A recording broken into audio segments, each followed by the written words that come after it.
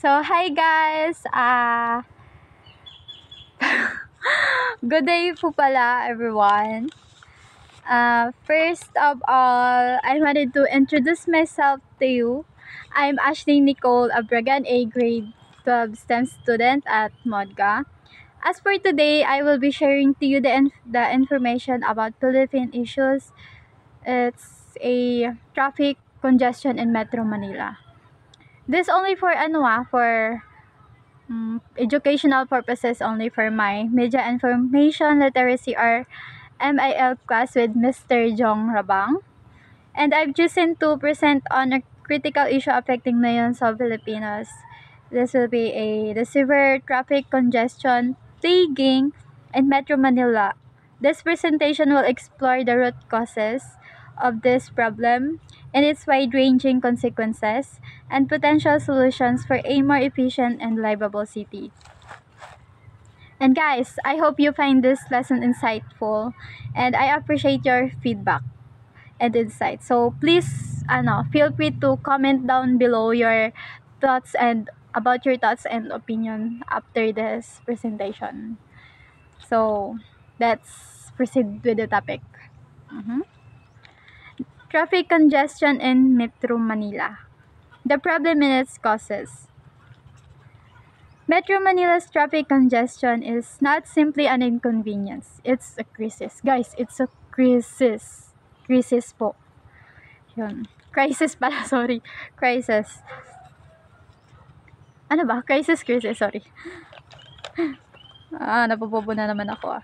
Daily commutes stretch for hours, crippling productivity and impacting the overall quality of life for millions. This isn't a new, but it's one that continues to worsen, and this fueled by several key factors. So ayun nga po, hindi naman po ito hindi na to bagong problema. Matagal na po talaga to na problema ng mga taga Maynila kasi nga po matraffic. Meron din naman pong traffic dito sa Bicol, pero hindi naman po katulad, it's not really like in Manila na sobra po talagang traffic. Nagkalang ako nung like na lang po yung sa akin nung papunta ko ng paaralan, matraffic po talaga, na-late ako. So ayan, let's go on lang this topic. The first one is the rapid population growth. Ito po yung paglaki ng populasyon. Lalong paglaki or pa. The population of Metro Manila has grown exponentially for outpacing the development of adequate infrastructure to support it. This influx of people translates directly into more vehicles on the road. As for my opinion naman po about this rapid population growth, the rapid population growth in Metro Manila has severely strained the city's infrastructure. The sheer number of people, combined with a lack of sufficient planning, has created a situation where the road simply cannot handle the volume of vehicles. So, ayun nga po, dahil nga po sa sa lalong sa mabilis na paglaki ng populasyon sa Metro Manila at kulang pa sa mga pagpaplano sa dami nga po ng mga sasakyan, kaya hindi na po kinaya ng kalsada. Guys, sorry po hindi ko po kasi kaya na wala akong tinitingnan. Nahirapan po ako yun, at nahihiya po ako. So, naiintindihan yun man po siguro, no? Lalo ka na po, Sir Jong.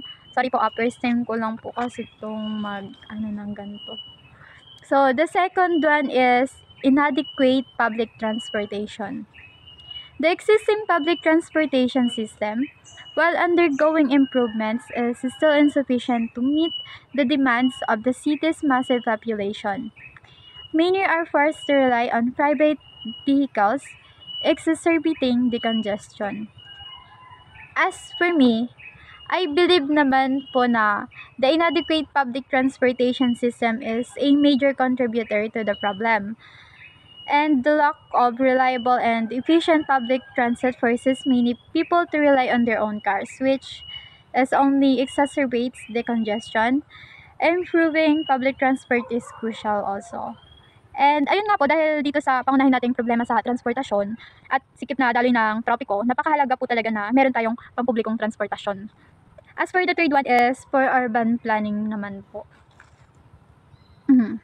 Past urban planning decisions have contributed significantly to the current traffic crisis. Road networks are often poorly designed, lacking sufficient capacity to handle the current volume of traffic. The lack of dedicated pedestrian and cycling infrastructure further compounds the problem. And as for my opinion naman po, from my perspective, past urban planning decisions have significantly worsened the situation. The lack of foresight and developing adequate road networks and alternative transportation options has created a system that is simply unsustainable. Ayun po. And as for the fourth and last one is lack of enforcement. Yun naman, lack of enforcement po. Weak enforcement of traffic laws allows for reckless driving and inefficient traffic flow, adding to the overall congestion. In my view naman about lack of enforcement is the lack of strict enforcement of traffic laws further compounds the issue. Reckless driving and disregard for traffic rules contribute significantly to the chaos on the roads. Stronger enforcement is essential. So ayun nga po. Kailangan po talaga ng may mahigpit na na pagpapatupad ang batas dahil yun nga nagkakaroon po ng kaguluhan lalo sa kalsada. Syempre. For the consequences in Metro Manila traffic congestion naman, sorry. For the consequences in Metro Manila traffic congestion, far-reaching and impactful with economic losses, health impacts that gives high levels of air pollution, contribute to respiratory illnesses and other health problems, wasted time that could be best for commuters, spend countless hours each day, stuck in traffic and environmental degradation. The constant idling of vehicles contributes to significantly to air and noise pollution, harming the environment and the health of the city's inhabitants.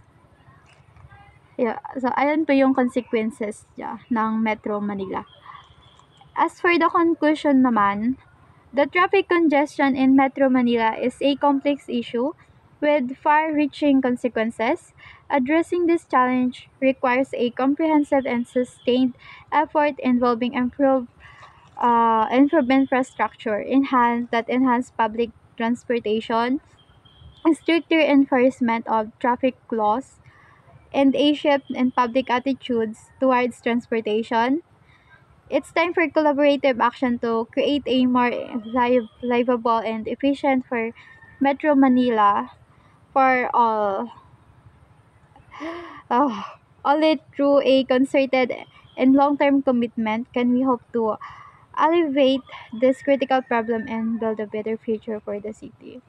Ayun, hope po talaga na sana maanuhan to na masolusyonan po talaga ang traffic congestion ng Metro Manila. Kasi dito naman sa probinsya, di naman po ganun kaano.